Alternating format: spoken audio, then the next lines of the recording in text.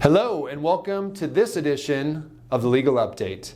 Today I wanted to talk to you about a single form that is now required with leases and should be part of every transaction file you have here at the office. This is the Water Conserving Plumbing Fixtures and Carbon Monoxide Detector Notice. Yes, I had to look down to get that right because it's a very long-winded form, otherwise known as the Wcmd. So what this form does is it talks about the rules in a home with a water conserving fixtures as well as the carbon monoxide detector. So the carbon monoxide we've dealt with for some time now.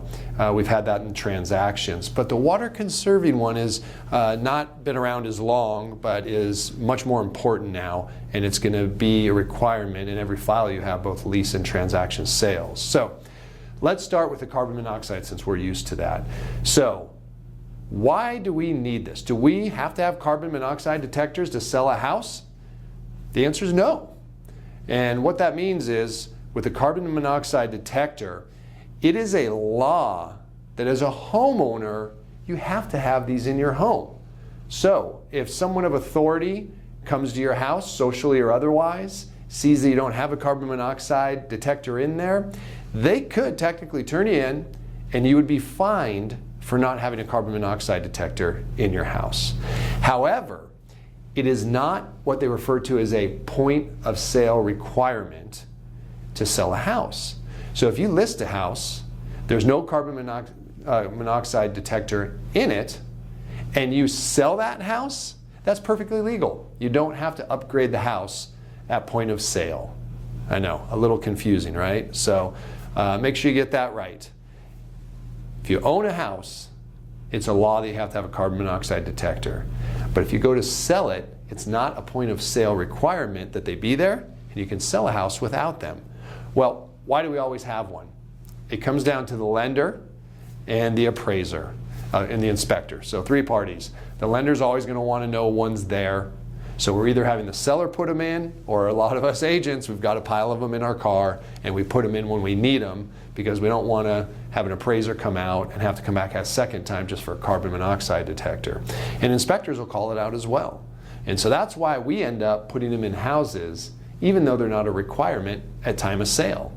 If it's an all-cash transaction and appraiser's not involved, probably not an issue. No one's going to mention it, maybe the inspector, and then you'll put them in to satisfy the buyer. But by law, they don't have to be there for the transaction. Okay, moving on to the water conserving fixtures. It's the exact same kind of law. So it's a requirement that in your house that you use water conserving fixtures. However, it's not a point of sale requirement.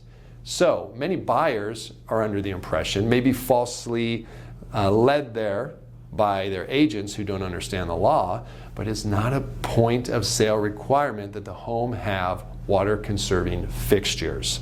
So we need to remember this so that when the buyers come at you, you can explain to them, no, I'm sorry, I understand that there should be water conserving fixtures, but this house does not have them. The only thing you need to do, or the seller needs to do, is disclose this. The question will be asked in the disclosures, does this home have water conserving plumbing fixtures? It's either yes or no, or if the seller doesn't know, don't not answer the question, just say, I don't know. That's all you need to do. Disclosure required.